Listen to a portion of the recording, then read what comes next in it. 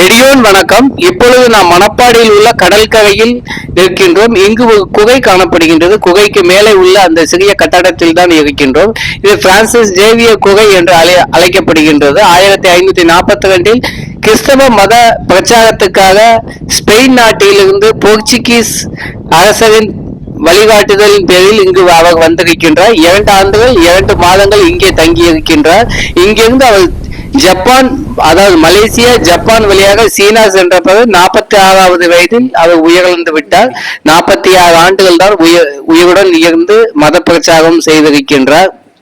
இப்பொழுது அந்த குகையில் தான் இருக்கின்றோம். இங்கு ஒரு நல்ல தண்ணீர் கிணறும் காணப்படுகின்றது. எப்பொழுதும் ஆண்டு முழுக்க நல்ல தண்ணீர் கிடைக்கின்றது. கடல் கரையிலே தான் இந்த கிணறு அமைந்திருந்தாலும் நல்ல தண்ணீர் கிடைக்கின்றது. இவ்வாறான கிணறுகள் இந்த கடல் கரையில் ஏராளமாக காணப்படுகின்றன, பல்வேறு ஊர்களிலும். அதே போல்தான் இங்கும் காணப்படுகின்றது. இந்த குகை பாண்டியர்கள் காலத்தில் கட்டப்பட்டதாக தெரிகின்றது. வணிகர்களுக்காக கட்டப்பட்டதா அல்லது கடவுள் வழிபாட்டுக்காக கட்டப்பட்டதா என்று சரியாக தெரியவில்லை. ஆனால் கால்டுவெல் தன்னுடைய திருநெல்வேலி புத்தகத்தில் இது தெய்வானை குகையாக அவர் எழுதியுள்ளார்.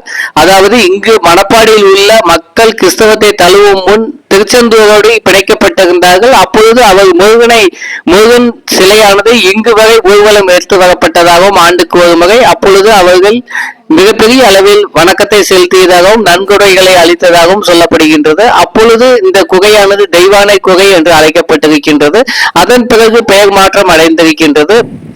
இது செதுக்கி எடுக்கப்பட்ட குகையாக தெரிகின்றது. இந்த குகை மிக அழகிய தோற்றம் கொண்டதாக காணப்படுகின்றது.